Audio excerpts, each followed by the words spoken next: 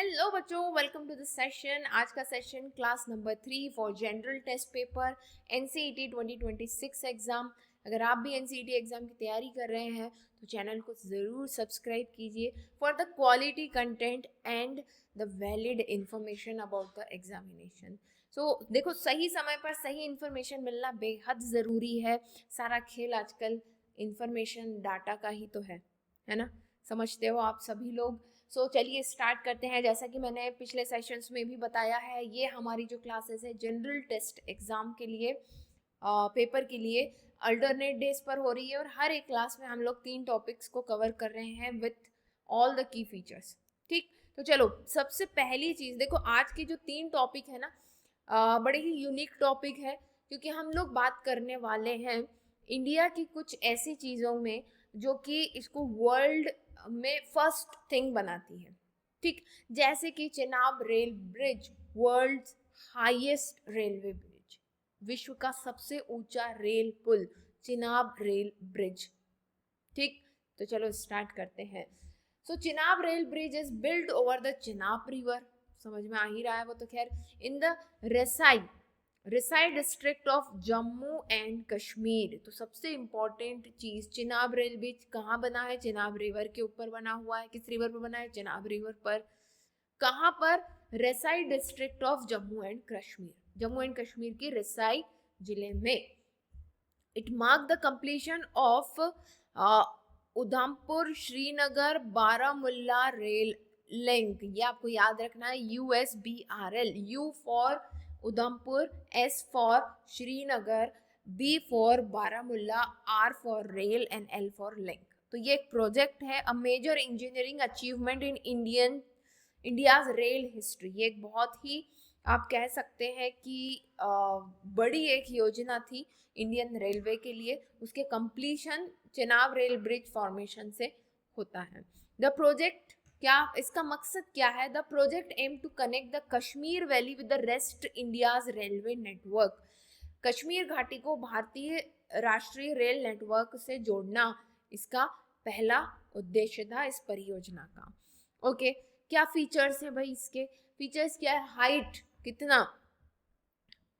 359 metre, Eiffel tower से भी ज्यादा बड़ा। इतनी ऊंचाई पर ये ब्रिज बनाया गया है और इस ब्रिज की ऊंचाई की बात हो रही है। और ये है लेंथ, कितना लंबा ये ब्रिज है? तो 1315 मीटर लंबा ये ब्रिज है। लोकेशन कहाँ है? Bakkal, Katra and Kauri Srinagar on the Chenab river. Bakkal से कोरी के बीच में। ठीक, स्ट्रक्चर कैसा है? स्टील आर्क ब्रिज है, world's highest railway arch bridge. World's highest railway arch bridge कौन सा है? कौन सा है? ये श्रीनगर वाला। ठीक है, world's highest railway bridge, Chenab railway bridge. Okay, कौन सी कंपनी इसके कंस्ट्रक्शन में जुड़ी हुई है? तो नाम देखो, Konkan railway corporation, Konkan railway corporation KRCL, and Afghan infrastructure limited under the Indian railway. तो सारे की फैक्टर्स आपके सामने, बहुत ही इंपॉर्टेंट। कितनी ऊंचाई पर? एफिल टावर से भी ऊपर 359, और लेंथ कितनी, कितने से कितनी दूरी पर? 1315 मीटर की दूरी पर। ठीक है, चिनाब रेल ब्रिज। आगे चले, सेकंड जो अपनी खबर है वो इंडियन इकोनॉमी के ऊपर है, बट उससे पहले एक और दुनिया में सबसे बड़ा है ना green field steel project in India. Bharat का सबसे बड़ा green field steel project, Bharat का सबसे बड़ा, भारत का, दुनिया का नहीं, भारत का सबसे बड़ा। देखो यहाँ पर the union environment ministry has approved, क्या अप्रूव किया? ग्रीन फील्ड स्टील संयंत्र, है ना, ग्रीन फील्ड स्टील प्रोजेक्ट को जो है अप्रूवल मिला है। क्या नाम है इसका? आर्सेल मित्तल निप्पॉन स्टील। इनका एक प्रस्तावित प्लांट था, ग्रीन फील्ड स्टील प्लांट। किनका है? नाम याद रखना है, आर्सेल मित्तल निप्पॉन स्टील। इनका एक प्रोजेक्ट है ग्रीन फील्ड स्टील प्लांट, ठीक है, जो कहाँ पर है, नक्कापल्ली अनकापल्ली जिला आंध्र प्रदेश में। तो डायरेक्टली आपसे ये पूछा जा सकता है largest greenfield steel project of India कहाँ पर है, आंध्र प्रदेश में है। कहाँ पर, नक्कापल्ली अनकापल्ली जिला, ठीक। Okay, so it represent India largest ever steel manufacturing investment. अभी तक का सबसे बड़ा इन्वेस्टमेंट है ये स्टील प्रोडक्शन मैन्युफैक्चरिंग के लिए। 1.5 लाख करोड़, 1.5 लाख करोड़ रुपए का ये प्रोजेक्ट है। ओके, की फैक्टर्स देखो, इसके प्रोजेक्ट का नाम क्या है, Arcelor Mittal Nippon steel, Arcelor Mittal Nippon steel greenfield steel plant. Okay, कहाँ पर है ये, नक्कापल्ली अनकापल्ली जिला आंध्र प्रदेश में। टोटल इन्वेस्टमेंट जैसा मैंने बताया 1.5 लाख करोड़ का है, सबसे बड़ा इन्वेस्टमेंट है अभी तक का।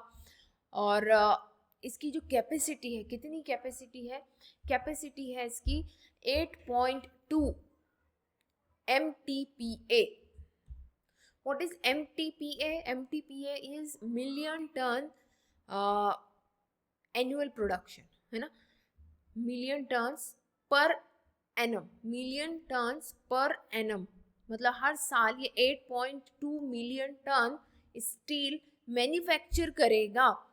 और फ्यूचर कैपेसिटी इसकी कितनी है, 24, इमेजिन कर रहे हो 24 मिलियन टन स्टील प्रोड्यूस हो रहा है पर ईयर। ओके, सो अभी जो है